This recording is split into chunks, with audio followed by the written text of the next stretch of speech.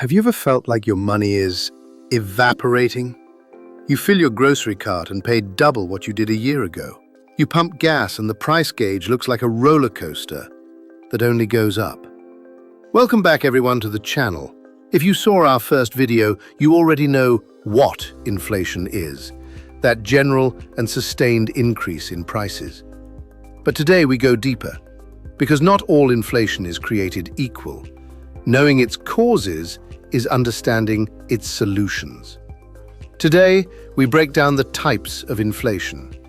Why does it matter? Because if you have a headache, you don't take the same medicine if it's from stress, a hit to the head, or lack of coffee. It's the same with the economy. Misdiagnosing the problem leads to applying the wrong medicine. And that affects all of us, our savings, and our daily lives. Let's start with the most textbook type. Demand-pull inflation. Let's recall the basic law. When the demand for something, how many people want it and can pay for it, exceeds the supply, how much of it is available, the price goes up. It's the law of supply and demand in its purest form. Now, imagine this happens not to one product, but to almost all products in an economy at once.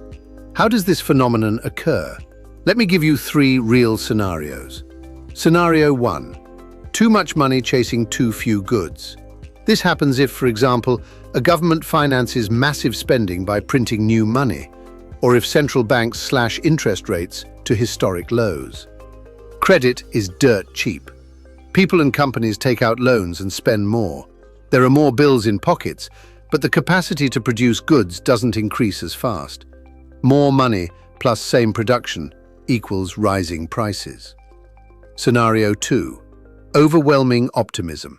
A vaccine is released, a crisis ends, there's a tech boom. People feel secure, optimistic about the future.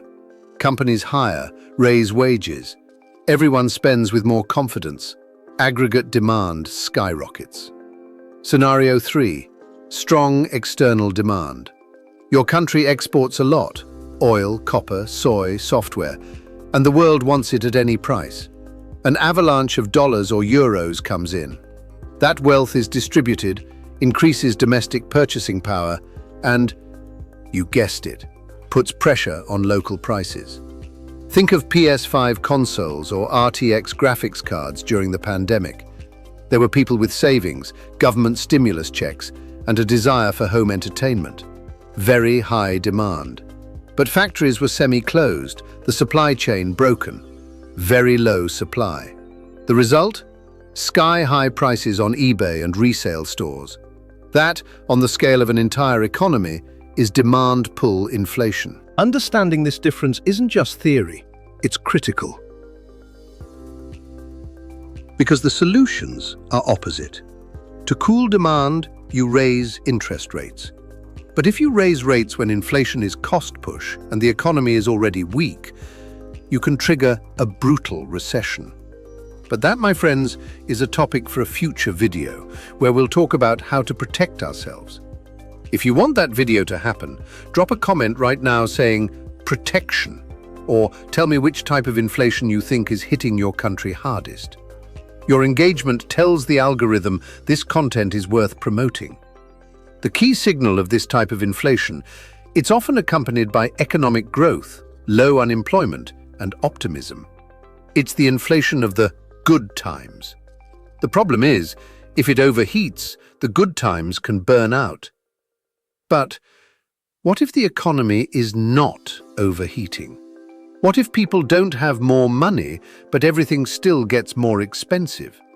That's when we enter more complex, and many would say more painful territory. The second major type. This is the monster many of us have become familiar with recently: cost-push inflation. Here, the origin is not on the consumer side, with lots of money, but on the producer side. Something makes producing anything more expensive. And when companies' costs rise, what do? They pass that increase on to the final price to maintain their profit margins. It's a wave that starts in factories, mines, and ports, and reaches your shopping cart. What can make all costs in an economy more expensive? Here are the 3 main triggers. Trigger 1. Shock in raw materials or energy. This is the most powerful one. A war disrupts a continent's gas and oil. A hurricane destroys wheat and corn crops. The price of energy, metals, and basic foodstuffs skyrockets globally. Everything needs energy or materials to be produced and transported. If gasoline goes up, it costs more to transport lettuce, to make plastic, to mine copper for wires. It's an unstoppable domino effect. Trigger 2. Supply chain bottlenecks. We live this with microchips, shipping containers, lumber. If there are no ships, drivers, or components, products become scarce. Maintaining inventories becomes extremely expensive. That extra cost is passed on to the price. Trigger 3. Wage or regulatory shock. If unions negotiate wage increases far above productivity growth, or if the government imposes costly new green or safety taxes, companies face higher labor and regulatory costs. Again, that cost seeks an outlet through the price. Think of the price of bread in Europe after the war in Ukraine. Ukraine and Russia are Europe's breadbasket. Without their wheat, the cost of flour multiplies. At the same time, Russia cuts gas supplies, making energy more expensive for ovens and transport. The farmer, the miller, the trucker, and the baker all see their costs skyrocket. The loaf of bread in your store, well, you know the rest. The key signal of this type of inflation, it can occur even with high unemployment and low growth. It's a nightmare for central banks. The economy is weak, but prices are rising. It's called stagflation, stagnation plus inflation, and it's the most toxic combination. So, quick recap. If prices rise because there's too much money being spent too fast, it's demand pull inflation. If they rise because producing and transporting has become an expensive nightmare, it's cost push inflation. Understanding this difference isn't just theory, it's critical. Because the solutions are opposite. To cool demand, you raise interest rates. But if you raise rates when inflation is cost push and the economy is already weak, you can trigger a brutal recession. But that, my friends, is a topic for a future video where we'll talk about how to protect ourselves. For now, if this breakdown has helped you see economic news with new eyes, let me know in the comments with a clarity. Subscribe and hit the bell to make sure you catch part 3 of this series, How to Hedge Against Inflation. Want us to explore a specific topic next? Let me know in the comments and I'll take it into account. Thanks for watching.